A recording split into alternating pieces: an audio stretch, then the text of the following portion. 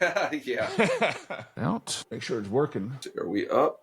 We are up. It's not giving me. There we go. All right. Share this out.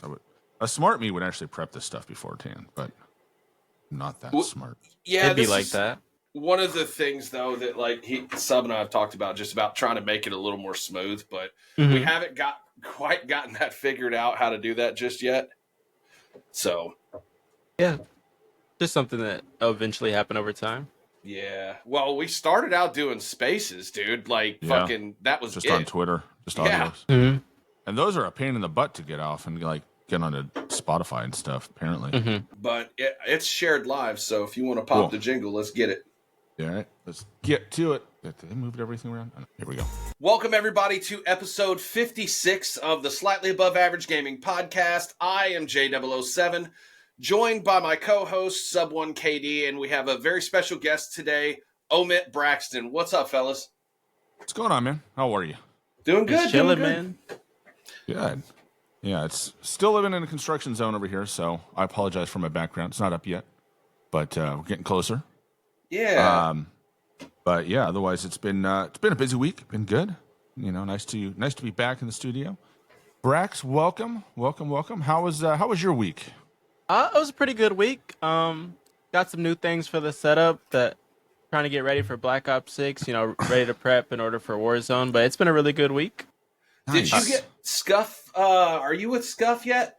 So I'm not with Scuff. I am actually with Demon Workshop. Found these guys on Twitter, and I initially hit them up because they did controller repairs. So I wanted to get a couple of my controllers repaired. But he ended up sending me one of his controllers, and I've honestly loved them more than any controllers I've ever used. So yeah, I'm signed with Demon Workshop. Yeah, they're great controllers. Excellent. Yeah, you know, it was funny. I used to, when I first came across you, I had a plug at Battle Beaver. And I actually sent him over your information, and I was like, dude, you guys need to look at this guy, top 10 World Series Warzone, those kind of things. And then, unfortunately, he left, so it kind of died out. Now I don't have a plug over there, but anyway, let's go ahead and get into it. Guys, I want to introduce Braxton. He is part of the OMiT organization. He is a World Series of Warzone competitor. He's finished 7th the last 2 years at LAN. He's had a couple different teams. Brax, welcome, man. Thank you so much for joining us. Yeah, man. So, like J0 said, I played in World Series of Warzone. I played in World Series of Warzone 4 times now. I played in the duos one in Verdansk. I played in the trios in Caldera, got 3rd. And then the last 2 LANs I've played in Al Mazrah and Urzikstan, I got 7th in both. But yeah, I've had a couple different teammates over the years. You know, a lot of people like to have some stigma around me that I change teammates. I just want to go out there and win, man. Truthfully, if it's not working, I like to change stuff up. No, I hear you. So you started competing in Verdansk. I'm trying to really think, dude. I didn't really pay that much attention to like Comp Warzone. I think a lot of it because they didn't really do the customs, right? It was all kill race stuff, wasn't it? Yeah, it was majority kill races, and then towards the end they kind of switched over to customs, but it was way more of kill race oriented. Which format do you prefer as far as just competitive, like throughout the year, the kill race stuff, or do you like the custom lobbies? Custom lobbies, 100%. I don't find 2v2s competitive at all, and you'll rarely see me play them unless, you know, the slight chance I get invited to one, but that's just not interesting to me. You know, I want to actually fight against the people I'm competing. Right, that makes sense. It's a heck of a lot better doing that than beating up on old guys like Sub One and I. You know what I mean? Yes, I also agree with that. Well, as a viewer, I prefer to watch that anyway. I prefer to watch you guys competing against each other. And so, you know, it was funny because last year, really, Al Mazrah, the comp scene was kind of in shambles from an outsider standpoint. Like, I didn't see a lot of tournaments. You know what I mean? And then I feel like Ranked kind of came along and maybe reinvigorated that a little bit. And that's where I ran across you. So, you know, being out on Twitter, we all run across each other here and there. And I remember I said something and you could have absolutely cooked me. And it was the way you handled it that I think made me respect you. And so, I've been a fan of you ever since. And then being able to watch you, compete last year in London and with the infamous the EU sucks moment, dude, that was awesome. Oh yeah, I mean, the comp scene last year was definitely, I mean, just dead. We weren't getting any tournaments backed by Activision. If we wanted to play a tournament, we had to gather the people to put up money to pay to fund the tournaments. But after rank dropped, I mean, that was pretty much dead. No one wanted to pay for tournaments if you could just, obviously you wouldn't get the best practice in ranked like you would in an actual custom, but it was just as good rather than paying $15 to go play. So people just, there was no really comp support last year besides when World Series got announced. I wonder why that is. Like, I wonder why they took that approach, because I feel like there's a lot of money that's being left on the table for Warzone comp side, right? Like they put a lot of focus into CDL, and rightfully so. That's where Call of Duty esports started, with competitive multiplayer and everything. But like the Warzone side, I feel like there's still so much more they could do. Oh, there's 100%. There's an infinite amount of things that they could do that I could go off and list. I think last year what it came down to is how people liked the game and how many people viewed the game. And I think, Warzone 2 did a lot of damage to the game comp wise. And in this year, I mean, comp blew up. Like, I think there was more comp viewers this year than there has been since Verdansk. And hopefully, we can keep trending up and next year can be even better. It seemed like it was a lot more like organized leading up to land between like the qualifiers, the LCQs, and then the tournaments going in there. And I think I think we'd be remiss in not mentioning how great Repulse has been for the scene, for the comp scene. 100%. And putting on the tournaments and just everything he's done for Warzone. I became a fan of his this year for sure. Like I really appreciate it because I enjoy watching top notch gameplay. I enjoy watching you guys do what you do. You, DJ, Super Evan, all those dudes. It's awesome.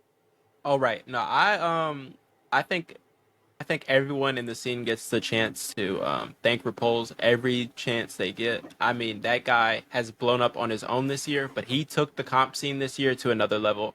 He pretty much took it upon himself to get everything organized and try to make Warzone competitive to the next level, and it's definitely his doing. So what do you think Warzone needs to kind of get up to that CDL level of of a scene where it's like it's just there's always something, right? There's something to look forward to or something, stuff going on during the year, because I feel like Warzone comp gets kind of quiet right in between World Series of Warzone being announced, and then it heats up once the announcement and people start grinding for it. But like the CDL, people are excited about what Optic is doing or what who's doing what and what locations, and there's a lot of majors throughout the year before you get into the finals, right? Right. So what I think Warzone competitive needs to take that next step, first and foremost, like, you got to start with a roadmap. Like, people didn't even know if World Series was going to happen this year, and then they announced it 1 week before the qualifiers started. People didn't even have teams. I feel like when the year starts, you should be like, hey, World Series of Warzone is in May. You guys can prep for it now, but you guys know when May starts, like, that's when World Series of Warzone starts. Just so people have that in mind and they can plan for it. Many people couldn't play this year because they had trips planned already. They had business things to attend to, and they literally missed out on competing what they look forward to the most every year. So I think a roadmap, I think multiple lands would be cool. I think tournament support, like outside of World Series, that are going to happen. And I think the main thing that hurts the comp scene, why many people struggle to get into it, it's not talent, it's just the sheer invite system. All these tournaments that you guys are seeing that Activision is putting on besides World Series of Warzone, you have to be invited to, which does not rely on your skill. It is mainly your viewer count. And that's not competitive at all. your best players, you know, unless you're like Biffle, of course. I mean, he has the most viewers, but there's plenty of great players out there that average 5 to 10 viewers that most people just don't know about, just based off the tournament invite system. Yeah, well, didn't they change? So this year they went to the qualifier system, right? But in previous years they'd offer like captain spots, right? Like we had some crazy ass shit like Dan Dangler having a captain Right. spot or something, right? Right. Right. Yeah. So this year, every single person had to qualify for World Series of Warzone. Last year, I think 25 teams got invited to Stage 1 finals, and the rest had to qualify. But this year was all invites. But yeah, any of like the Activision 10Ks, like the Warzone Total Frenzies, any arena tourneys like that, they're all captain spots. That's interesting. What do you think? What do you think about like a combine or something like? Would that benefit the scene if Activision put together like a kind of like you remember back in Warzone 1, you had that you had those trials, right? For a while, like if they put something together like that and like gave people a rating based on how they performed, do you think that would help the scene a bit? I mean, I think that'd be a very cool idea. Um, but same like regular sports, you know, some people don't test well in the combine and they go to the league and they're animals, or some people test extraordinarily in the combine. And but I think, I mean, the number one judge of skill is, you know, you go through qualifiers with your team, and if you qualify, you play. I think most bigger tourneys should just have open qualifiers to, yeah, try and get your team together and prove yourself. I think a lot more lands would probably benefit too. So like my one idea I've been thinking about is like if they did it similar to the CDL, right? Like where you have maybe like 4 or 5 lands leading up to with online qualifiers, go into the lands, and then you lead into the big tournament. And like if you reach a certain point threshold, you're automatically into the big tournament, and then it's seeded that way. I mean, Mm-hmm. something like that, and I think that probably really would show, who's talent and who's not. Right. Well, 100%. I think that that's a great idea, but the one thing I will say that does hurt Warzone versus the CDL in that aspect is to get these people to this lane, you gotta send 120 people, just players. That's not production or anything. And then you gotta send people to deal with the 120 players, and they're all playing at the same time. CDL is for 4 versus 4, all at the same time. But yeah, Warzone, you have to take into account 120 people playing at the same time. So you got to get all the equipment for that. But I mean, I would love multiple lands a year. I mean, that's the goal. That'd be so awesome traveling, getting to play for people. That's a dream. Yeah, that would be awesome. So I remember seeing a picture of you on Twitter when you were like a little kid. What event was that? I know that was a CDL event, right? Yeah, it was. So it was UMG Nashville Uh huh. in 2000, 2012, 2013, I want to say. Uh Yeah, huh. 2013. So I just went as a fan of Call of Duty back then. You know, I always enjoyed watching Call of Duty. It was like a basically what a CDL event is now. They just had a lot more events then, and anyone could like really throw them. But yeah, I just went as a fan and went to take pictures with people and watch the event. How'd you get into competitive Call of Duty? And did you do multiplayer at all first, or?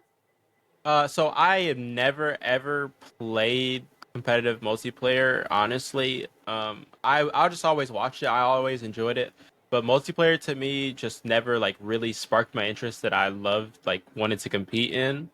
And then, but I always watch, always was a fan. Uh, been watching it forever. And then Warzone came out. I actually hated Warzone at first. Like literally had no interest in Warzone. All my friends were playing Warzone. I was like, man, I just don't like this game. I was playing like Fortnite at the time. Like I was in my freshman year of college. Like I didn't really care for Warzone. And then uh someone named Problem Right. He's a Madden streamer.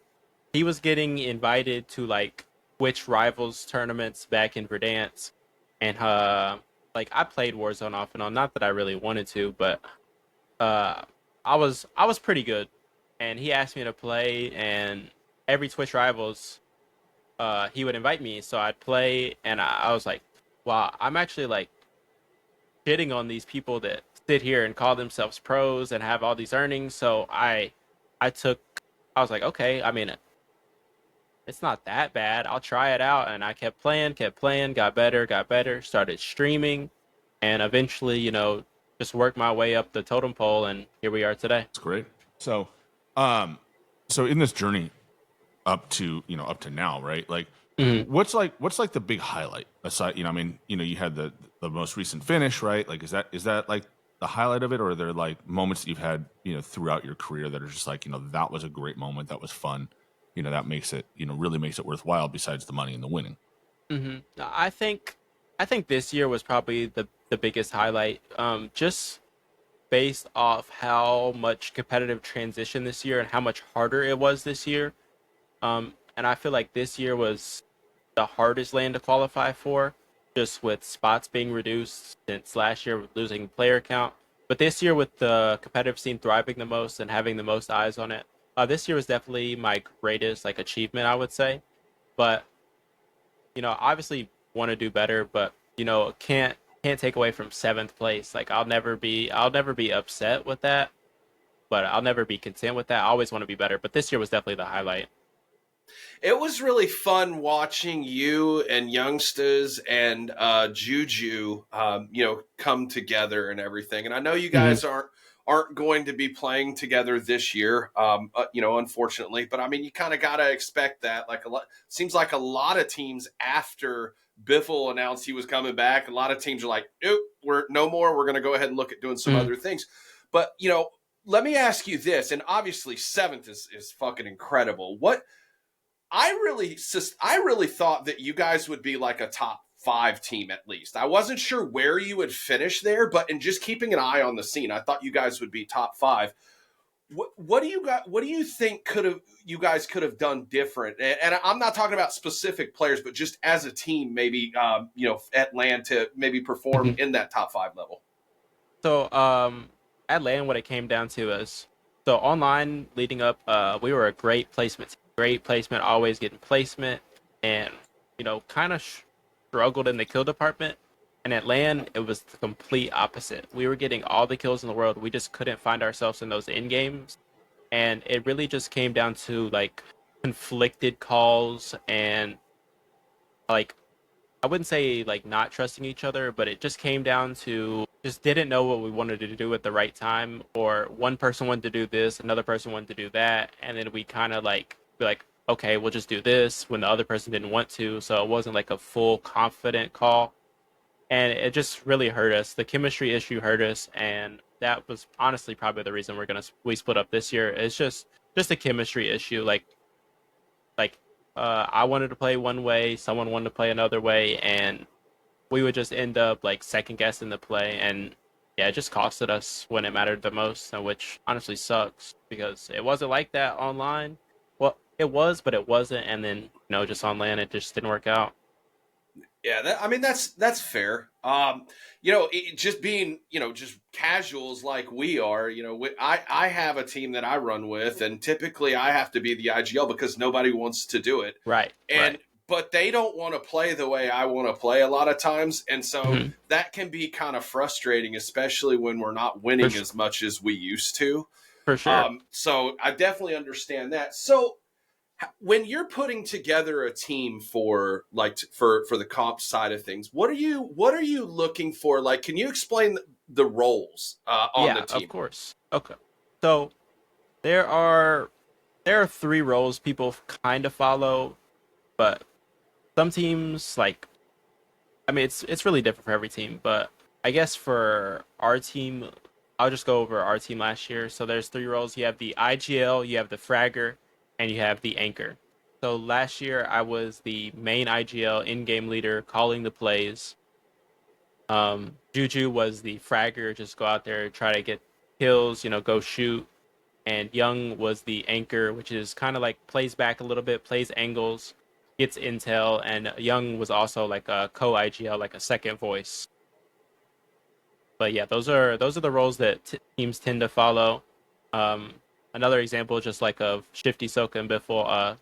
Shifty is like a co-IGL, Stoka's the main IGL, and Biffle is your fragger. I thought he was the support player and Shifty was the fragger, but that makes sense. Yeah, so I mean, they're both fragging. Like, I mean, you guys all are really. I mean, if we're being real. Yeah. I tell you what, those guys had a hell of a run this year. What do you think is going to have to happen in the scene in order for somebody to step up and chow? I know there was controversy at the tournament. Probably somebody dropped Popoff. Yeah. Well, there was controversy at the tournament about people that were outside of the top 20 not dropping there. I mean, I understand why if you're in the money, why you wouldn't want to, because you want to make sure you're going to make that money. But like, it seemed like nobody ever really chowed them. What do you think needs to happen in order for it to be a little bit more, not be as top heavy as far as that goes? Teams have to gain confidence. That's what it comes down to. It's all confidence. People are knowing they're fighting them, be like, we can't beat them. They have no confidence. That's why those guys were so dominant this year. Those guys are three of the most talented players in the scene, probably the three most talented players in the scene. And their Kim together showed, but people just weren't confident fighting them, and that really just played into their favor. People would know they would fight him, know that's their gamer tag, and they would make them play different, play unusual. They would never make those plays in a fight versus a team, they don't know, but since they know it's them, it changes the way they play. But I think what it takes to beat them is you get three fearless players, three players that want to play together, three players that want to win, and you build chemistry. And you go out there and you do whatever it takes. So let me ask you this. Here's the question that's gotten some people in a hot water. So I'm going to see if I can put your feet to the fire a little bit. Mm-hmm. Who's better, Warzone players or CDL players? Ooh, I knew that was coming. See, that's a good one. So overall, based on strictly talent, the CDL players blow Warzone out of the water. Based off strictly talent, it is a lot harder to get into that pool of 48 CDL players. There are plenty of very, very, very talented CDL players that should be in the CDL that are playing in Challenger. Now, I do think if CDL player came to Warzone, they would not be able to transition right away. It would take them months on months on months of playing to get into that Warzone form. It's completely different. They're two different games. But straight up talent-wise, the CDL players have way better talent, but they just couldn't compete in Warzone. And I don't think Warzone players could compete in CDL. I think it's just a different game. It takes those guys spent years upon years upon years, working on the multiplayer aspect of the game, scrimming hours a day. And they've been playing that for 6-7 years to get to where they are, starting way before they were 18, and it's just not that easy to transition to from coming from Warzone, especially when half the tournaments are shooting dads, and then you got those guys shooting against 18-year-olds that just drank 2 Celsius and they're wired. Yeah. Did a line of Addy before they hopped on. Yeah, literally. I mean, you've seen the interviews of some CDL players. I mean, there's some non-sober players over there. There's also some non-sober players in Warzone. Yeah. So, dude, I noticed that OMiT had 2 teams in the Challengers, right? Like, yeah. Well, at Challengers Champs, I think they had 3 total teams. OMiT Brooklyn, and where's the other one? I'm trying to... OMiT, I think it was OMiT Brooklyn, OMiT EU, and there was another OMiT team. Or there was just Arcides was signed to OMiT. Uh-huh. And that's what it was. So Arcides was signed to OMiT, and he won Challengers Champs, but he was just a solo player under OMiT. Okay.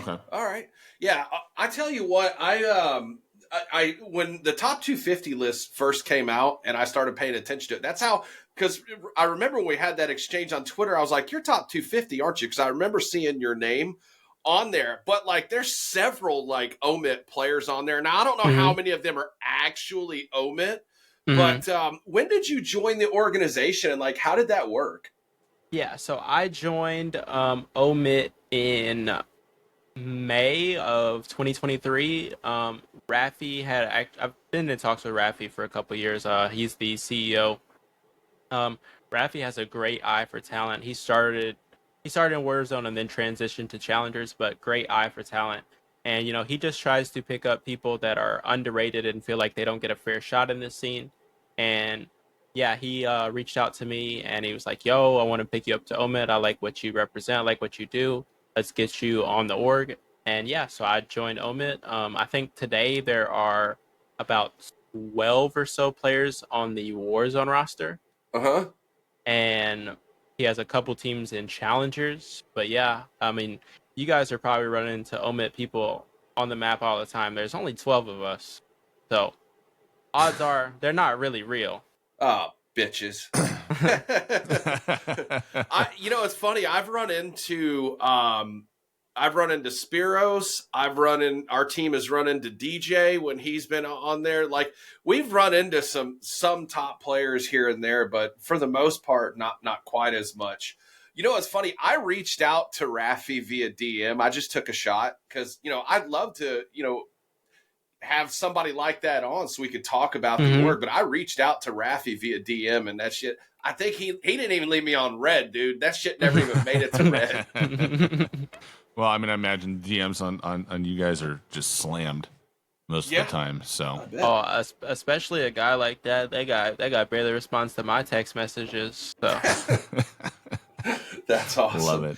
So what's next, Brax, as far as like, are you in the process of trying to put together a team? I mean, I'm not asking you to spill any tea or anything, but like, are you? I mean, I got my team. Oh, you did? For sure. I cool. do. Yeah.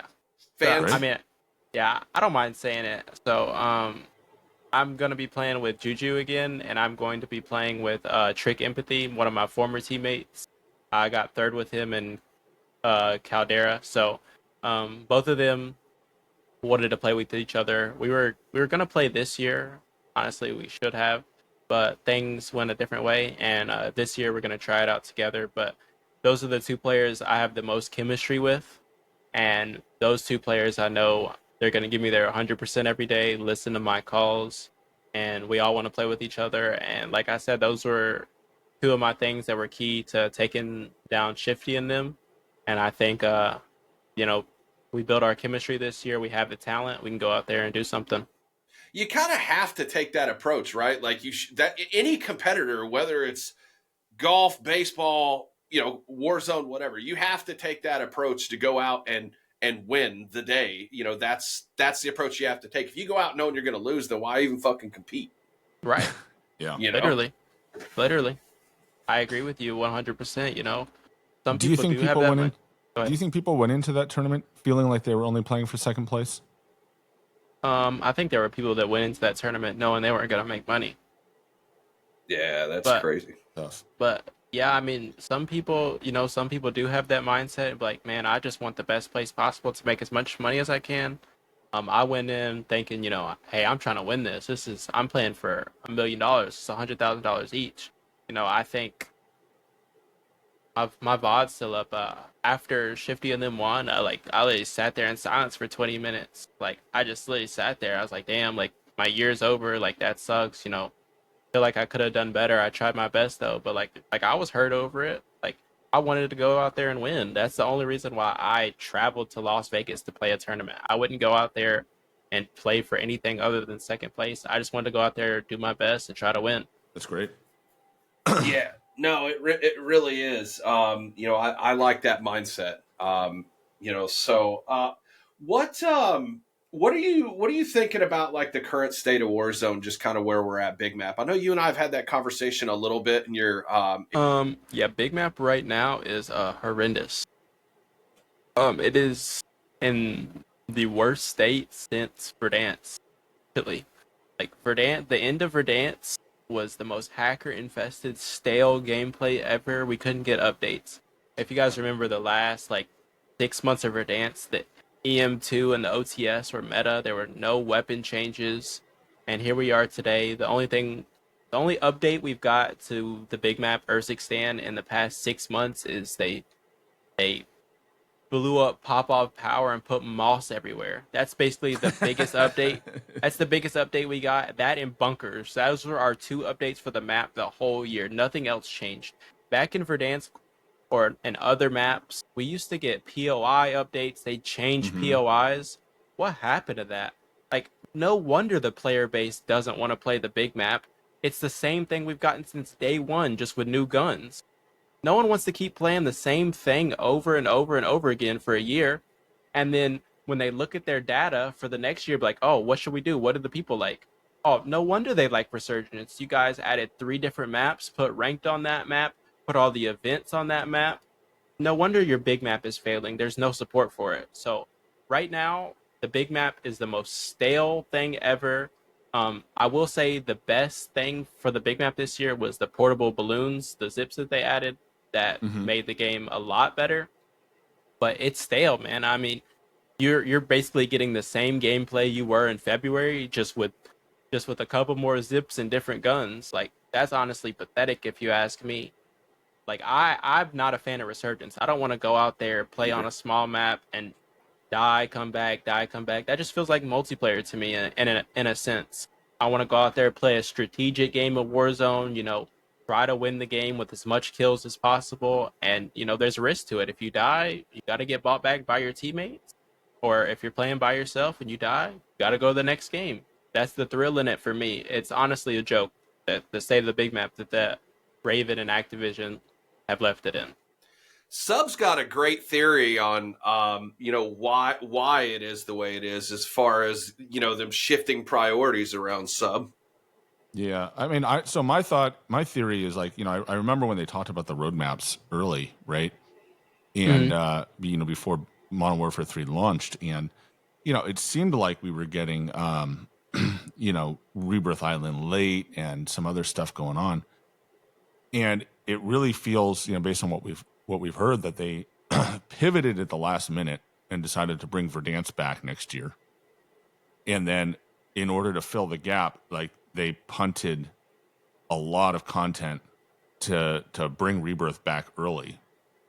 And so a lot of their dev time went to instead of going to the big map improvements, they went to bringing, rushing Rebirth back. And then, I have some people that I talk to that work over there, and I remember people telling me that they were getting moved to Verdansk back in February. Wow. In March. Like, they were done on Urzikstan way early, it felt like. And so I'm wondering if they rejiggered things. And I think we've heard, I don't know if we heard it officially, but I'm pretty sure we've heard this from a number of sources, that they punted Avalon to next year, to the following year's game, and then decided to do Verdansk almost on a lark. And I think in doing that, I think one of the things that came out of that is they just didn't have they weren't willing to devote the resources to improving the big map much at all, and they just kind of pushed everything back. I wonder if we'll see changes in Black Ops 6. Like, kind of like we heard that from some people in the multiplayer, right? That they'd taken a lot of the multiplayer maps late, and they're going to release those as Black Ops maps instead of Modern Warfare 3 maps. And I wonder if they took a lot of the changes for big map, and instead of putting them in late, they're going to just make them, Black Ops 6 map changes to kind of string along this map until they put Verdansk out. So I actually remember seeing a leaker say sort of what you were saying. One of the top leakers, don't remember his name, but he was like, "You guys wanted Rebirth this bad? You guys better enjoy it because you're gonna pay." And I think that's relatively to what you're talking about, that they end up like scrapping a lot of stuff that because people wanted Rebirth back so bad. So we lost out on a lot of resources that they could have devoted elsewhere, since people were so content with having Rebirth. But yeah, I mean, Warzone was built on the big map. I would have never played Warzone if it was only Resurgence. Like, obviously, it helped in transition, but what helped Resurgence grow was how bad the big maps were. Well, Caldera specifically. Yeah, exactly. Terrible. It was terrible. I mean, on console, you couldn't even play it half the year, you know? You genuinely couldn't load up. You couldn't load up Caldera on console, or your like game would crash, or you'd have textures. So people are like, man, I love Warzone. I love playing Verdansk, but I can't even play this. I guess I'll go play this. And they're like, wait, I can die and come back over and over again. I love this. And you know, that's what really hurt the big map, was just how bad some of these big maps have been. And then, you know, same with last year. You know, you had Warzone 2, like, first off, I will say Al-Mazrah, best map we've ever had. But the gameplay just didn't help the big map. You know, it take you 25 minutes to run across the big map with that gameplay. No one wants to go do that. No one wants to do that at all. And then remember when they discovered that belly flop, that dolphin diving, reset your tax sprint, so everyone was just belly flopping. Yeah, like, of course. It was literally the dumbest thing. Drove me nuts. And then, exactly. And then this year, in my opinion, is the worst big map we've ever had. So we've had bad gameplay and bad maps that just don't cater to the big map at all. And people just think, oh my God, since Verdansk was so good, it's just going to save us. I just wish we could have got something new. Well, so I think that, unfortunately, there are some out there that always talk about the data, but they never look at, like, the why of it. And you've mentioned it here a couple times. So Resurgence really took off during Caldera because a lot of people hated that map. It was poorly designed. In fact, Sub1's got a great video. Weren't you, your last video, you were just talking about Caldera, right? Yeah. You know, so I tracked Dead Space. So basically, like, you know, an area of the map, if you look at areas of the map that have nothing there, right? And you look at, like, you know, so it's like there's no buildings, there's no loot, there's no reason to be there, right? I mean, they're, you know, and it's just open space. And, you know, so I just kind of mapped the dead space and all the different maps we've had. And it was interesting to get to, like, Caldera is like huge. Everything else is these ribbons. Like, you can almost see the maps be all cut up by the different, you know, amounts of dead space. So, like, you know, Verdansk had, you know, the canals, right? There were a couple of canals or big freeways. And then there was, you know, some dead space around the perimeter. And then you get to Caldera, and it was just like huge chunks of dead space where there's no buildings, there's not a lot of loot, there's no reason to be there. And I think that really hampered the gameplay there, because then, you know, you have to move through the center of the map, right? And so you're just moving through, you know, you're either on peak or you're moving through these dead spaces where there's no loot, there's no regaining, right? If you're dropping in, you got to go somewhere else. If your team is there, you're toast, right? And it was very challenging to play, on top of the technical issues they had at launch, right? Which didn't help it either. Right. And I think it was just a difficult map to enjoy. You know, some people enjoyed it, you know, probably the same percentage that are psychotic, but you know, I just think the map wasn't enjoyable to play at because of some fundamental design choices. And Ashika Island had the same problem, right? You know, compared to a lot of the other maps where it was like you've just got dead space to deal with in that map too, at a smaller scale, because it's a smaller map. And two things also that both of those maps had, they were absolutely an eyesore to look at.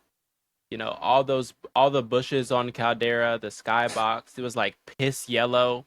And then Ashika was like a cemetery. It was like, you play that map, you're like, oh my God, this is dreary. Like whatever. Like, yeah, like you gotta add some life to it. But yeah, I mean, Caldera with the bushes, like you could barely see anything.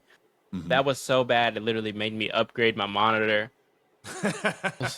Like, and I played Ashika all of 5 times. I was like, that's the worst map in history, besides whatever they tried to do with that one little Resurgence map with Al-Mazrah last year that lasted for 2 days. Oh shit, that was fucking, what was that called? It was Fortress Resurgence. Everybody hated that shit, dude. Terrible. Yeah, that was a joke. But yeah, I mean, it just comes down to map design, man. If the map is fun, if the map flows well, if there's cool things to do on the map, cool new things to see, people are gonna enjoy it. And I just feel like we don't get that anymore. You know what I really liked about Verdansk that I didn't realize how much I liked it until I thought about it after playing Caldera and Urzikstan and Al Mazrah. I like that all the buildings were the same. And that was a complaint. I remember that being a big complaint at that time. Like, oh, you just, rubber stamped the same building in like 20 different places and just kind of arranged them differently. Having played, especially Urzikstan is really bad for this, where it's like they're all different. Every building is different. So you have to memorize 15,000 different layouts, right? Mm-hmm. Or you get lost in a building, right? And, in Verdansk, like you jumped into an apartment block, you knew that apartment block. You knew where the stairs were. You knew where the rooms were. You knew where the choke points were. Where bitch ass Rose was gonna be hiding in a fucking shadow. Yeah, she's on the top floor, and if you chow that, you're gonna get fried. And I think it was. I think we didn't understand how important that was, especially from like the casual player base, because I never ran into the problem of people didn't know where to go. Right. And the guys I play with, we're all, fairly, a lot of them are fairly casual. They don't spend time memorizing the map. They just play it. Right. And there was never a problem back then. In Urzikstan, it is constant. How do I get to the roof? How do I get out of this building? Where am I? And like, it's miserable. Yeah. So, I have 40 days played on Urzikstan big map, and I still struggle to find out where certain doors are on some buildings. Like, that is insane. Like, I play the game an insane amount, strictly big map, and I still don't know where the doors are. I can't even imagine someone that plays a couple hours a week. That one building in Old Town that has all the umbrellas on it, down at the bottom, down by City to the corner, I struggle to get to the rooftop half the times. I'm like, okay, do I gotta go in this room to take the zip, or why are there stairs here that lead to nothing? It's honestly so bad. It's you're honestly making a great point. It is disgusting. For dance, we're like, man, all the buildings are the same. But if you solve that building, you're right. You know how to maneuver it and get through it, and it made fights fluid and clean. And now people like, man, how do I get to the roof? I don't know. I hear somebody. I'm about to just sit in this corner. Building you described, I actually drop there. It's a hotel. I drop there on solos every time. I like the rotation in and out of there and being able to get loadouts. But the other thing too that you mentioned earlier is like, and to me, it's a game loop thing too. So not only, like Sub said, the buildings were better in Verdansk as far as like there were fewer of them, but the game loop itself was better. They didn't take the resurgence nonsense and cram it into what's supposed to be a BR as far as all the times to come back. Do you know that I had a multiplayer game last night where I had 7 deaths total? 7 deaths total. The night before, I had a BR match of quads where guess how many deaths I had? I had fucking 7. That's stupid. That should never happen in a BR. Resurgence, whatever. But a BR, that should not happen. Like, that's, to me, it's ridiculous. I think that it needs to cost more to come back. I think that I don't mind the Gulag tokens that much anymore because it's an opportunity to kill somebody else. But like the buyback should be, I think, 4,500 minimum. It's too easy to get people back, in my opinion. Do you have thoughts on that at all? I like buybacks at $4,000. I don't mind Gulag tokens because you gotta still go in there and win your Gulag at the end of the day. I don't like flares. Portable buys are cool. But the only reason why I would say that it's okay for $3,000 for a buyback right now is because the money situation is horrible. If you die and come back, you have to, and you loot, you're gonna get 250 out of a crate. You're like, man, I need $1,500. How many crates? I gotta loot 6 crates to get my teammates back. And especially if you're coming back in the later game, you're just not gonna find that. So that's why I do think that 3,000 is okay. But when they nerf the money, which is another thing that they just hate on the big map, like, you gotta give people some money to spend, but I like, it's just something. It's just something. I had a solos match. So you know how like in the Gulag, they give you the option, like the money's on the floor. Like there's a lot of, I forget what they call it, but there's like that one where there's just a fuck ton of money.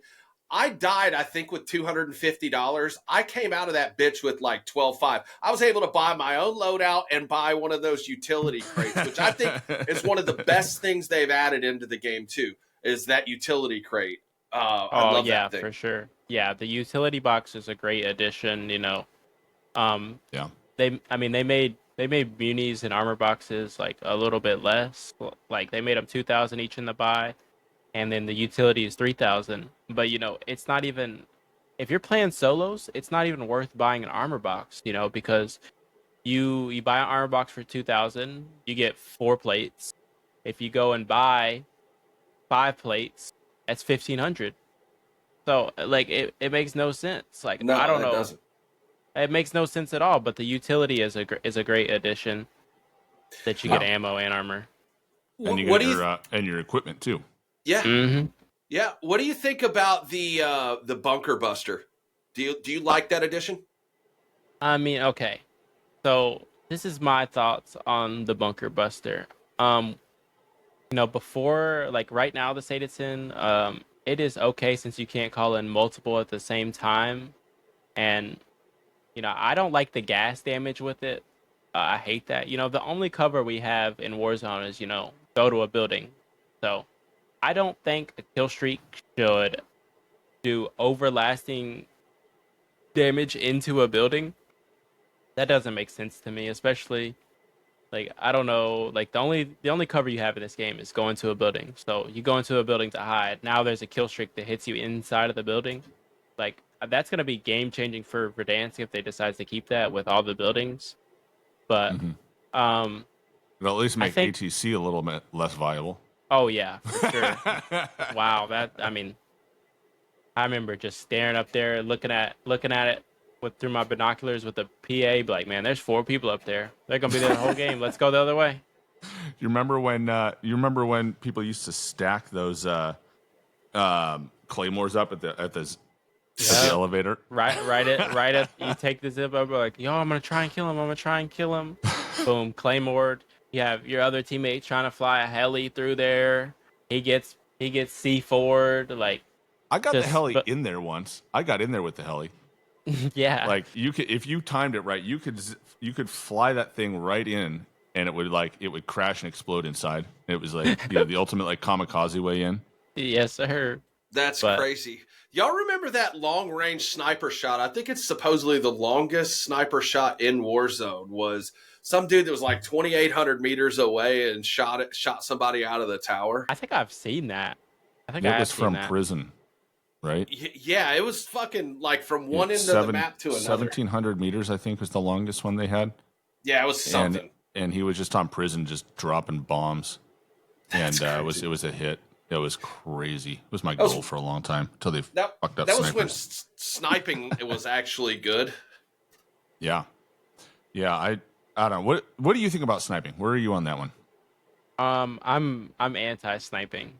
The reason I'm anti-sniping is, because you want to get popped from 1,700 meters away by somebody random. I mean, yeah, yeah. But I just don't feel like if I'm shooting someone 8 times with an assault rifle, they turn around and get a lucky headshot that I die. When the car was meta, oh my god, it was fun for a couple days. But after those couple days, you're like, okay, is this ever going to end? Or am I just going to go out here and every single death going to be a one-shot snipe? And those cars extend for a long time. Yeah. It got old really, really fast. Like, people wanted it back. And, when it got nerfed, people were like, well, I see why it got nerfed. but the main thing was the aim assist on it. But I'm anti one-shot sniping. I mean, I hate sniping, so I don't think one shot should kill. And if you do make it one shot to kill, you better make the sniper hard to use. Agree. So we've talked about this on several of our episodes as far as like the sniping goes. They basically broke sniping in Big Map for Resurgence. Okay. In Caldera, I don't know if you remember, but they took the one-shot knock range all the way down to 43 meters. I'll never forget the day that it happened. I was watching TP play, and he's using, I think, a car or a Swiss. He's shooting at somebody about 55 meters, 60 meters. It took him 3 shots to knock somebody. And I was like, that's the dumbest shit ever. They didn't have to do that. I think they could have adjusted the muzzle sway. They could have, on like the bolt action rifles, like slowed down the rechambering speed, like things like that. They could have done instead of fucking with the damage profile. I don't understand why they did that. Yeah, I mean, using a sniper should be high risk, high reward. Like, I do remember what you're talking about. Yeah, like everyone loved the car in Warzone 1, and I remember using on the big map 3 shots to kill. Like, I'll never use that gun. Nope. Like I think what they do right now is a very good alternative. Past a certain range, it does less damage if you hit a headshot. Like, but it's still gonna hit like a sniper rifle.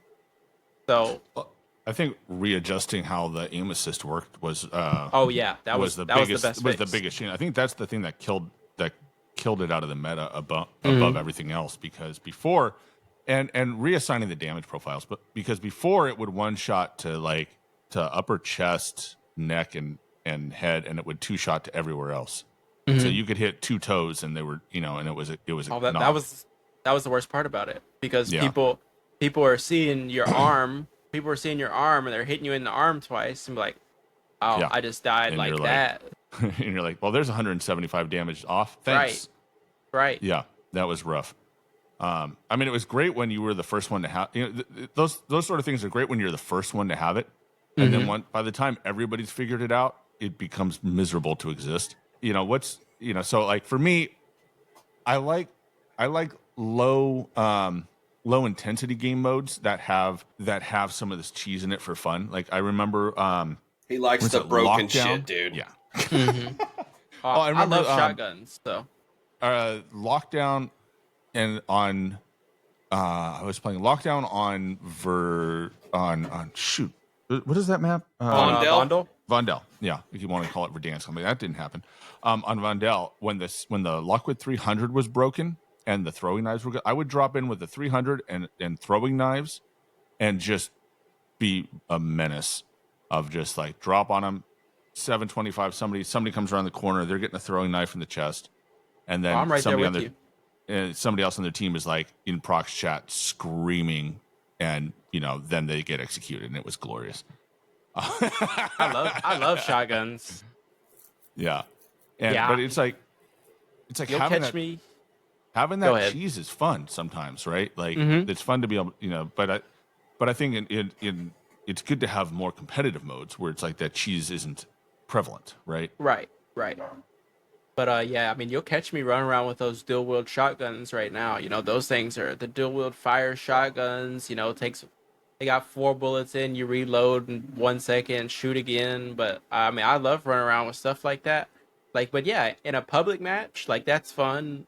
Like allow stuff like that. We had stuff broken like that in Verdansk, but they weren't broken for months on at a time. Like they're cool. Like, new gun comes out. When a new gun comes out, like I don't mind it being broken. It promotes people using something new, trying something out, try to get it into see where it fits in the weapon balancing. Like it promotes people to use it.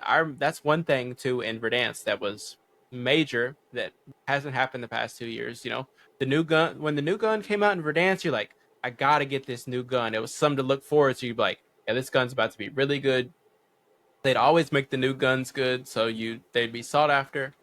And now, they've had new guns come out and people don't even use them the whole year. It's like, what's the point of even releasing that gun and putting it in the battle pass when it sucks?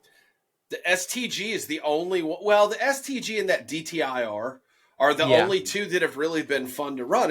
And this is a topic of conversation we've had several times too. Is like, I don't understand the logic or the philosophy that they have for weapon balancing. To me, it seems like everything's based on the fucking store.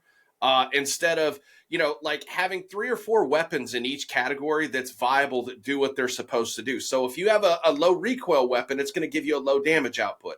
High recoil, high damage output. You know, like the AMAX. You remember the AMAX? That gun was my shit, dude. Yeah. Well, you have the EM2. You mentioned the EM2. That was one of my favorite guns to run. I loved that thing. You know, I was the only one on the squad that actually practiced with it, so I could use it. Nobody else could touch that thing because it was, you know, it would down you quick if you hit your shots, but it was hard to control. And that's something that's really good that I feel like is an aspect that we lost. Guns like that should be hard to use. Like, if a gun is going to do a lot of damage, it should have recoil. And not visual recoil, actual recoil, a pattern that you have to learn so you're rewarded for using it. You know, the last two metas we've had, the D tier and the STG, 0 recoil guns, insta-kill. So, like... everybody can use them. Exactly. Everybody can use them. You know, you don't know if you're getting shot at by Shifty or someone who just got off work. Exactly. with their controller, right? Right, you know, it's exactly. Like, and aim assist is kind of a how do I set this up properly? Aim assist is one of those things that like is kind of in a wild spot right now. You know, I feel like it's totally necessary, but at the same time, it's a little extra, right? I posted a clip yesterday of like, we were in the construction zone outside of Popov, and my teammates were mixing it up with another team, and all I saw was a dot on the mini map of where they were, and I couldn't see them on my screen. I could not see them, and I just started putting rounds down range. I was running the Polymot. And I just started pumping rounds down range, and I got 2 kills out of it. Wiped their squad. Like, I'm just putting rounds, put my crosses where I think you're going to be, and let aim assist take the wheel. And I'm like, that's crazy to me that's going on. How do you feel about that? Like, from and this is like an above. I'm like slightly above average, hence the name of the podcast, right? Like, if I'm doing that, I can't imagine you guys. Oh yeah. So this is my take on aim assist. It needs to be nerfed dramatically. I think the 3-meter thing that they're introducing in Black Ops 6 is good, where if you don't have aim assist up close, like extremely up close, I think that's a good change. But aim assist needs to be nerfed dramatically, man. Like, as a top player, I'm watching some of my kill cams and my deaths, and I'm like, wow, if you didn't have aim assist, I firmly, truthfully believe you would never kill me ever in your life. Like, aim assist is a crutch that people rely on. People are not as good as they think they are because of aim assist, but it is needed on controller. I'm using a rubber thumbstick to aim versus people's arms. Like, yeah, like I need aim assist, but it shouldn't work as hard as it does, especially at some of the ranges it does too. Like, and then it's a shit scenario when, I'm in a gunfight and my aim assist is doing all the work for me. I know how to abuse it. So it's like some of these people have no chance to get kills without aim assist, and that's insane knowing how good it is. But yeah, I mean, if aim assist got nerfed, I don't think people would mind, but I know some people would complain, be like, wow, I suck. I remember last year you I forget who it was, but they were talking shit to you, and you turned off your aim assist and y'all 1v1'd and you shit on him. Yeah, so I ran into this guy on Twitter, and he was like, blah, blah, blah, you're just an aim assist cheater, blah, blah, blah, aim assist, you abuse aim assist. I was like, okay, you're a mouse and keyboard player. I was like, let's 1v1. And he was like, okay. I turned my aim assist off to play him, and I beat him without aim assist. And of course, he came up with all these excuses. but I'm saying, like, without the aim assist, these top players can still aim. They're still good, but it just benefits them. But like, yeah, the guy was on mouse and keyboard, lost to me without aim assist. I posted a YouTube video on it.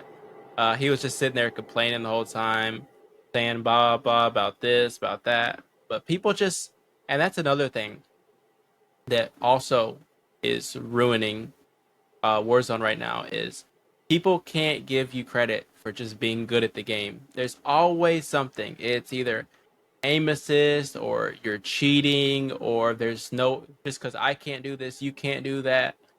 So I think it's a big dilemma, but aim assist definitely needs to get nerfed. Did you play the Black Ops 6 beta? I did. What did you think? So I feel like they've adjusted the stickiness of aim assist in addition to nerfing that taking it away in that 3-meter space. I posted a couple of clips where I was shooting at someone and they were changing directions and my crosshair did not follow them. Like it didn't correct. I had to manually correct it. Still got the kill because I'm old and I can still shoot. But to me it was interesting that it didn't stick. Did you feel that, or am I just crazy? No, it's definitely a lot less sticky. The aim assist is still very strong, like on single target, like when you're moving. But it was like you said, it wasn't as sticky. Like now, if you're looking straight forward and you're shooting at one person and someone else runs by, like your aim assist will move to the other person. Mm-hmm. Like that's how sticky it feels right now. And you're exactly right. It didn't feel as sticky in Black Ops 6. I felt a difference actually going from Modern Warfare 2 to Modern Warfare 3. I can tell you the map I felt it on. It was on Favela down that long stretch, like by the playground or whatever. And it was like the first day or two it came out. And because you could feel the drag and the magnetism, like with it on Modern Warfare 2, like it was just it felt like it was much more exaggerated. And then Sledgehammer toned it down. And then Black Ops or Treyarch seems like, like you guys were just talking about, like they're toning it down even more. And I think that's good for the game, honestly. I really do. 100% it's good for the game. I think it's going to be good. It's one of those things I'm trying to talk about this with some of my casual friends, and I don't think they quite understand the benefit of aim assist not being as strong, because in their mind it's like they're not going to get kills, right? They're going to get fewer kills, they're going to have less fun. But in my experience on Black Ops 6 and in other games that don't have as much aim assist, so like Delta Force, that I played that for a bit, and I noticed I noticed it there because that was all mouse and keys, so there was no aim assist, right? Is the survivability was way higher, right? Like I feel like in the game right now, if you are getting hit, you are probably toast. Like unless you are playing an absolute bot, right? They're gonna fry you no matter what you do. Like you can't break that very well. And I feel like in Black Ops 6, I could break it, right? Like I got away from fights a lot more frequently, like especially when it's like I turn a corner and someone's pre-aiming and they start hitting me. I could get out and get back into cover and still be alive, right? And then I could pop a stim and do something different. Versus you play multiplayer now, it's like you turn the corner and if someone's waiting for you, you're just dead. So the only thing I will say, the Black Ops 6 time to kill was insanely fast. So I feel like what we'll really be able to judge is when we get Warzone health. Mm-hmm. I think that'll have a lot to do with it. But yeah, the aim assist felt insanely different. Was definitely a good thing. And another thing people that don't realize, aim assist doesn't reward who's better at the game. All these games that, games like Apex Legends recently nerfed aim assist. But when the better players get rewarded in those games, and Call of Duty has the lowest skill gap of probably every single multiplayer shooter because of how easy it is. It is so criminally easy for anyone to pick up the controller and get a kill. I could probably give the controller to my dad. My dad just plays sports games. He could get a kill on Call of Duty in a couple games without ever playing in his life. If I put my dad on Apex Legends, I don't think he'd get a kill for 5 months. Oh, you got to give us dads a little bit of credit, man. Come on, bro. I mean, my dad's 60, so but I know he's never played a shooter in his life. I could get him a kill on Call of Duty in 3 games. But you know what? I can tell you right now that's definitely possible because my old man, he's in his, he's 70 now. And, he plays every now and again. He hasn't played for a couple of years, but he'll play every now and again, and we'll, bring him in and he'd sit down and, his thing is he'll like sit in a corner with an LMG and wait for somebody to walk in front of him. Mm-hmm. But, he doesn't goose egg every map, right? He gets a couple of kills like that, and he's, and he's the, so our generation grew up with, our dads would tell us, put that video game down. You're not going to be able to make a job out of playing video games. You have to go to school and learn stuff, right? And that's, we live in a different world now. But he never, the only game he ever played before that was, Super Mario Brothers on the the NES, right? And then he didn't touch it for 30 years, and then decided he wanted to learn to play Call of Duty, and it was like an interesting experience watching him play. Try and figure it out, right? Like, how do I do stuff? And everybody in the lobby thought it was hilarious. But it was really an eye opener. But yeah, he with no experience in first person shooters ever was getting kills in game one. Just It's crazy to me though that like the skill ceiling is so low in this game, yet the most common KD is less than a fucking 1. After all the hoops they go through to keep you playing the game and, with the skill-based matchmaking part and those kind of things, and for the most common KD to be a 0.86, I think was the number. And then, guys like yourself, y'all are like a small percentage of the player base. Like there's, you know what I mean? But it's crazy to me, all the hoops they jump through and the player base is still more or less, we're dog shit. Yeah. I have a 5 KD on Big Map. Holy fuck. So 5 KD on Big Map. But I think what really does separate it is just game knowledge. It's not the one-on-one gun aspect that's making your KD different. It's, knowing where to position yourself to get kills without taking damage, knowing when to shoot people, knowing when not to shoot people, knowing like if I'm in a bad spot, how to get out. And that is what, is really prolonging your KD, because most of the players in that, 0.8 to 1.0 KD area, they all shoot the same. What you do to take those next jumps to get your KD even higher is not winning more gunfights.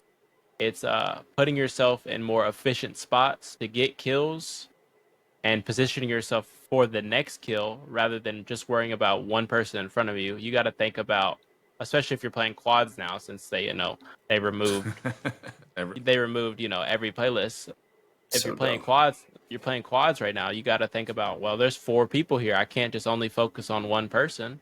If I go take a 1v1 gunfight, I'm just going to die to their teammate. You got to think about the next person. That's good. That's good info. And Brax, I'll tell you, man, historically, I've been over a 1 KD for all of Warzone until this map. Now, granted, I spent 4 months trying to learn mouse and key, and then I changed my mind because I'm like, why would I keep putting myself at a disadvantage on purpose? When I already struggle. So I went back to roller, but I've really struggled with everything on this game, more so than ever. And I can't really put my finger on the exact reason why, but I think a lot of it might be what you're talking about. Is I know that I have had a tendency to make some bad decisions when I start playing trios and quads. And I think that's probably the biggest thing, is that thinking about the next guy and the next guy rather than the one right in front of me. Right. That's a really common tendency. That's my main tip when people come to my chat. They're like, yo, how do I improve? What do I do? And I tell them, well, the first step that I improved in Verdansk was I would play solo duos. So when duos was a thing, back in Verdansk, I'd go out there and play solo duos, and I'd try and, get as many kills, team wipes, try to win the game in duos. And eventually when I noticed that duos became easy for me, I'd take that next step and went to trios. Blah, blah, blah, repeat the process. Trios got easy for me. And then eventually, I went to quads, and now my PR on solo quads is like a 57. So I go out there on the solo quads, and I know I'm confident and can kill any team. And it just comes down to, positioning awareness, knowing what to do next before these people make the plays. It just comes down to all game sense and game knowledge rather than straight up gun skill. Yeah. Well, I mean, I know where my KD is there because I just have absolutely no game sense. I like to just chow everybody, but Yeah. But it's interesting the way you approach this, right? Of like, I'm gonna grind, this disadvantage, and then I'm gonna, solo duos and then solo trios, and 57 on solo quads. That's incredible. Yeah. I remember in Verdansk when people were dropping 20, everyone was like, "Oh my god, how could you do that?" And now it's like we're dropping 50. That's right. crazy. That's a big jump in skill. It is. But yeah, I mean, it's just the player has progressed a lot since Verdansk, and that's another reason why I think people aren't gonna enjoy Verdansk as much. Your average Warzone player is a lot better now than they were in Verdansk. Everyone's a sweat. If you play the big map now, like you're like, man, everyone is so good. Like you struggle. Even me, like some games, there's like every game I'm fighting, it feels like a World Series of Warzone lobby. Like everyone has gotten better at the game. So when we go back, people are gonna be like, wow, these guys are a lot better than I remembered. Like kills are harder to come by just because your average player has gotten the game. And this happened in Fortnite too. That's why a bunch of people quit Fortnite. Everyone just got insanely good at the game, and everyone was building and doing all this. Like, wow, I can't keep up. I don't play this game enough. And Warzone is getting to that point now. We're coming up on 5 years of Warzone being out. Your average player is just going to be a lot better. Like they've been playing the game for a long time. So the people you're playing against are always getting better. And if you're not putting the time in to get better or playing at all, you're going to struggle. Exactly. To me, it's always one of those things. Anytime there's like a mechanical skill involved, whether it's sports or video games, things like that, like if you want to improve on the game, you have to put in the time and the effort. And, as an older gamer myself, dude, I don't expect players like you or other players to be hamstrung to cater to me. Like, that's why, like, when Warzone 2 came out and there was this whole casual talk, and how it's built for casuals, I fucking hated it because I didn't ask for any of that stuff, and for Sub One and I, like, we're in a spot right now as far as being in the percentage of the player base where we're either in lobbies, we're more in lobbies that are above our skill level than we are in lobbies under. We don't have access to those players that we're better than, but we're in lobbies where we're being farmed. We're just not able to go farm other players. And that's what I'd like to be able to see. Like, I'd like to see, like, take out that kind of matchmaking for pubs and make it random and just whatever happens. And then, make sure we have a ranked mode. And that's something you and I have talked about several times in your chat is they need, like, ranked needs to, I can't believe we didn't get ranked. It's unreal, that's so bad. That's so bad. But yeah, that's another thing too. Skill-based matchmaking literally is horrific for players above, like a 1. Like a 1 KD player is getting into lobbies with me. I have a 5. Like they're not gonna have fun. But if ranked was there, it wouldn't matter. Like you'd go play against people your rank, and if you don't want to play ranked, you're just playing public matches. You get anybody of any skill level, and that's where connection should be prioritized. And don't even get me started on the servers and the connection of the game right now. It is the worst. It is abysmal. The worst it's ever been. I had 14 to 18% packet loss in the game a couple weeks ago. And it just moved back and forth like that. It was people want to say it's your internet. No, it's literally the game. Oh, that was great. The only game you ever have I've ever had connectivity problems with is Call of Duty. I'll say I think the problem with our servers, because they've been shit since kind of into that Caldera era. What do you remember in Caldera when like it'd be like 5 p.m. and the servers would go like slow motion? Like they used to go slow motion. It's actually, I don't understand how the servers are so bad.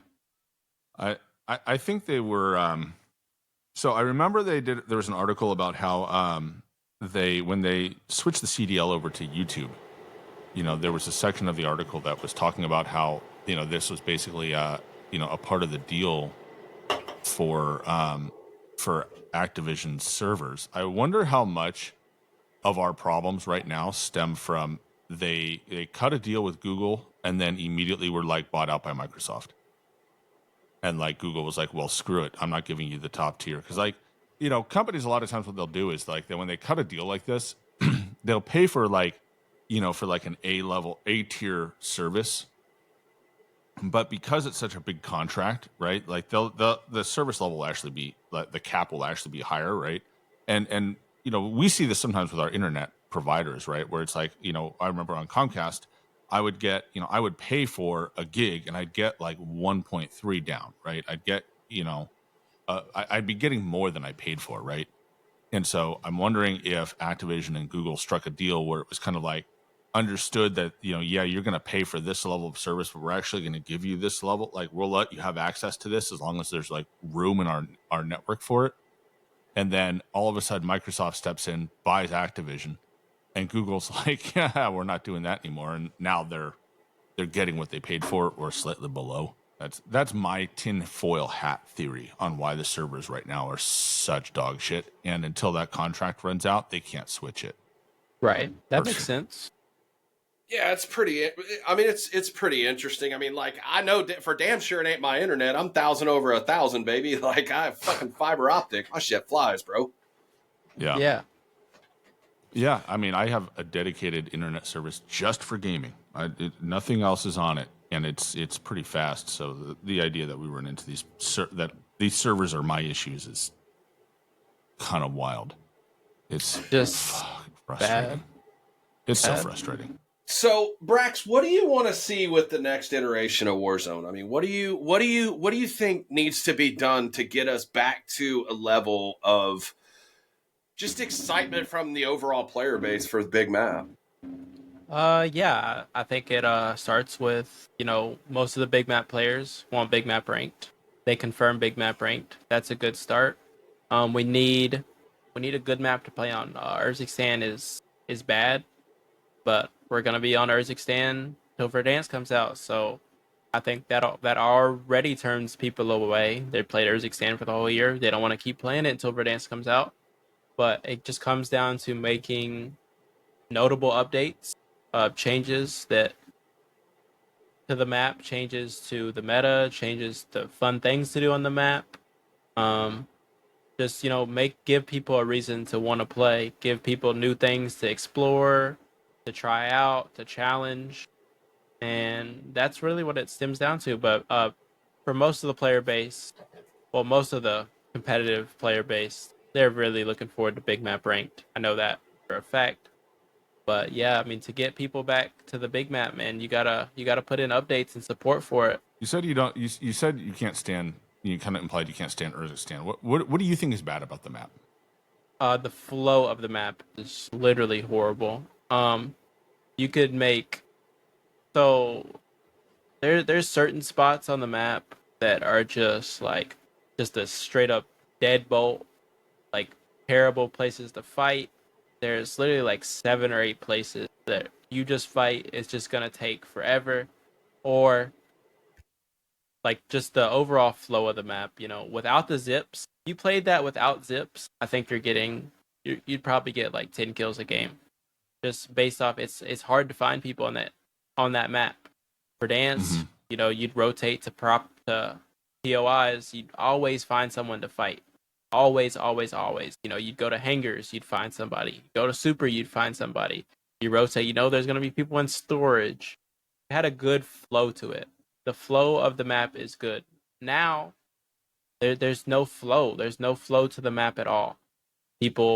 There's no, you just don't know where you're going to find people on that map, which is, it's okay sometimes. But when I'm like, even someone like me, like I'm flying across the map, constantly moving, and even I have problems finding people sometimes. Like if I'm chasing for kills, like I want to know where the people are gonna be. Like I want to know where I should go, but yeah, there's just no fluidity to the map right now. You almost have to play it fast like that and just have that constant UAV up all the time, just to kind of keep it entertaining. And that's one thing that I notice watching a lot of you guys that are, compete at your level is you guys always have a lot of money. You guys are always moving and you always have a lot of intel. You always, you always have a UAV up, it seems like, and then you push, and Right. I think that definitely makes a difference in just how like a match flows. I don't have 40 days into the game, but I do have like, I think 25 that I've put in. Like I put in a lot of fucking time in the game too. And I don't play like that for sure. I would like to, but I think you're right about the flow for sure. What do you, so on the map, like, what would you want to see changed? Like how would they fix this map for you going forward? I think the map is fucking chalk. Like, I don't know what you can do to fix it. Where they put POIs on this map ruined it, just like Caldera. If Old Town was in a different spot, it'd be completely different. But like the whole middle of the map is dog shit. Old Town and Low Town are both terrible. And then like they're both just dead areas. There's a lot of open space in the middle of the map, and they and then they're surrounded by water all the way around. All the center of the map surrounded by water. Mm-hmm. And then you go up north, you go to Pop-Off Power. Pop-Off is a good POI. It's nice. It's fun to fight in. It's got some good flow to it. But the middle of the map is the make or breaking point of the map. And, Super Sore, dead center of the map, had a great flow, had popular traffic. Now Old Town is like, it just feels so awkward.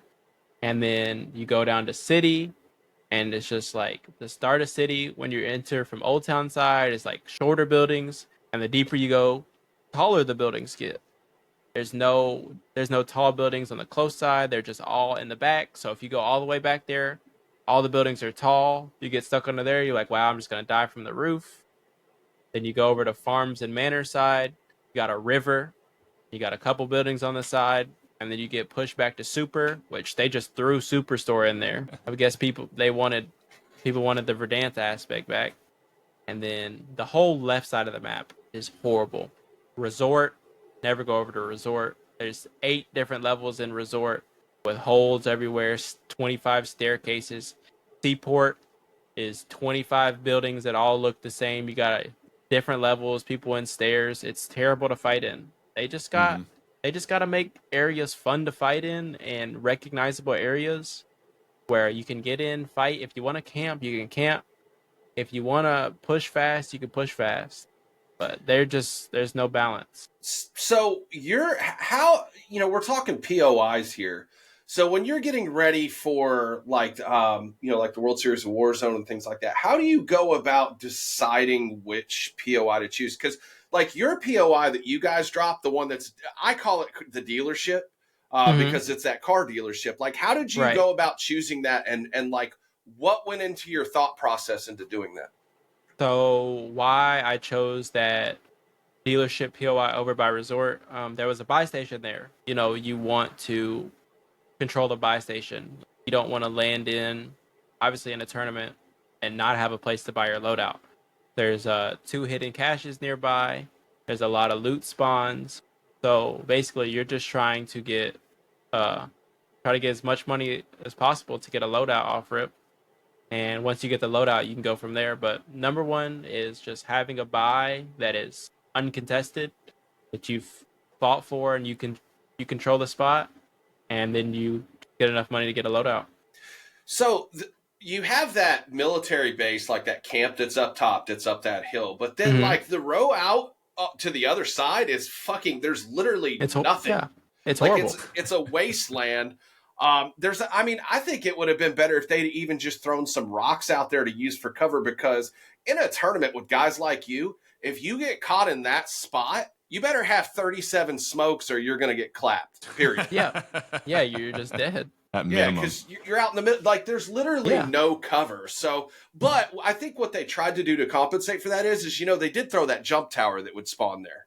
Mm-hmm. So you could jump out of there if you didn't rotate up that hill. But what rotation out of there did you like the best? Like, what was your, like, where do you feel like you guys did the best rotating out of there?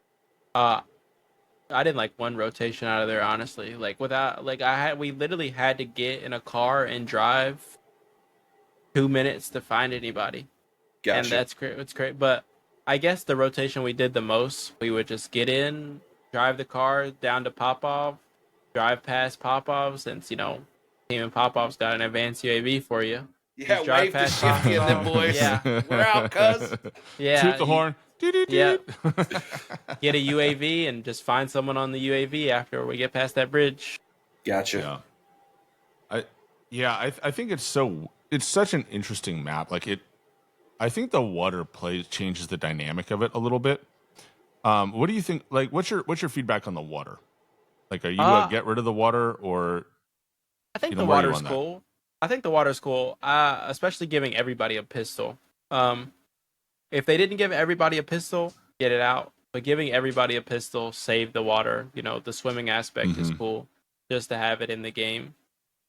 But I mean, we could do without it, or we could do with it. I don't feel like it's make or break, but giving people a pistol is good.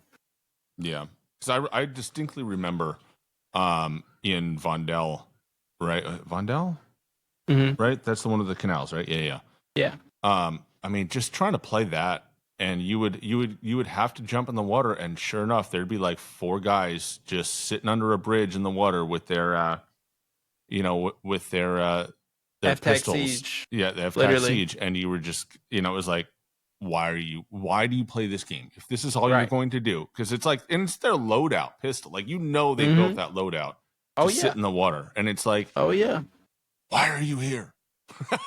I remember yelling at somebody in Prox chat, why are you playing this game if this is all you want to do? But yeah, I think that I agree with you. I think that really changed it when they gave everybody a pistol. In Black Ops 6 now, they're going to give everybody a knife, right? Yeah. Because the old saying, I don't know if you ever watched the Doug FPS segment that came out when I was your age, which is one of those things that I hate saying, but it was true. And it was and he's like walking through the kitchen because it was a CS2 spoof, and I was like, why you walk around with a knife? He goes, oh, you always walk faster with a knife. And I feel like this element is like they're just memeing us by making everybody have a knife and you walk faster with it. Do you think that's going to be a problem though? Like, when everyone has a knife? Well, I think the melees are very overpowered right now. So, yeah. And there's that one attachment, the Jack Slash. It's a 2-hit melee, and sometimes I'll just throw a smoke into a room and go hit somebody twice before they even know what happened. But I think it just can't make it 2-hit. Got to make it at least 3-hit. The melees have always been very frustrating to me, all the way back to Verdansk. I'll never forget dropping on an outside terrace at the restaurant bar over there by the dam. I grab a 725, one of the shotguns, and 2-tap somebody to the face, and they're able to beat me to death. Like, that just pissed me off so bad. I feel like the melees have almost always been broken, and they tried to address it a little bit. Was it Al Mazrah they did that, Sub? Yeah, I think it was that they nerfed it. But with that Jack Slash, that thing is, I actually like that. So that actually brings me to something else as far as, like, what do you think about, like, the aftermarket parts that they added into this game? I like them. I think most of them are good, especially like the attachments, like the Quartermaster, the Jack Slash, the glassless optic. I think that was an aftermarket too, wasn't it? Yeah, it was. I think that was a really cool idea. Gives more guns than the base game has without having to put them out in a battle pass or something. Gives you some new guns to use. I feel like there were some really good ones and some really bad ones. But yeah, I think it was a really good idea. Yeah, I think it's a good. I like that you were adding new guns. I like that you're adding new guns that aren't that aren't adding 7,256 attachments to the pool. I think that was a great idea, but I think it's problematic. And I don't know what the best fix is. I like Black Ops 6's idea where it's like there's a few categories, like optics are universal, right? And so if you have an optic you like, you get it. You can just always run that on everything in that class, but everything else you grind for. I'll never forget. And I tell this story repeatedly of my casual buddy, right? Back when the UGM8 was in its second meta cycle on Caldera. I think it was the 3-round burst mode that was meta at that time. And I remember just telling my buddy, you got to run this gun. You got to run this gun. You got to run this gun. He was like resistant to it. And then finally, I dropped one for him and he loved it. And he's like, okay, I can see why this is fun. And so he went and leveled it up. And it took him a week, right? Because the amount that he played, it took him a week. And it was like 70 levels, right? So it's like the attachment that turned the corner was like level 68 or something. So he had to go the whole distance before it was right. And he finally gets it done. And he runs around it. He was set his PR, or it was close to it. I don't remember. We had a great win on Caldera. Had a great time. And then the next morning, they nerfed it into the dirt again. That's crazy. And it's like, and I feel like we haven't had that experience in Modern Warfare 3, even when they do, go after, when a gun is new, right? It doesn't take forever to get it to a point where it's viable, and a lot of the meta attachments are universal anyways. So it's like if you have the paracord grip or the FTAC Ripper unlocked, it's you just throw it on there and you're good to go. I think that's a really good advantage this year. Yeah, for sure. But good Lord, I actually crashed the game the other day because I was trying to switch optics, and it was like I actually went too far back and it started the carousel going, and I tried to back out of that, and then it was so much back, it was trying to do the carousel so hard it crashed the game. Yeah, there's 147 optics to choose from. There's 147 optics. More. I mean, it feels like it's 4,000. It does. And there's 4 usable ones because all the other ones just give you insane visual recoil. Yep. It's so frustrating. I miss the old days where I could actually, put a 3-time sight on my gun and it wouldn't shake my whole screen. I could see where I'm shooting, and I could see it at a distance. If I'm going to use a gun at long range, I don't want to use a red dot. Yeah. Right? What was your favorite? So we're kind of winding down here, but what's your favorite meta, like AR and SMG to use? All time, all Warzone? All time, all Warzone. Favorite AR would probably be the AMAX from Verdansk. And then SMG wise, probably the OTS. OTS? Or the Blixen from Caldera. The Blixen was pretty solid.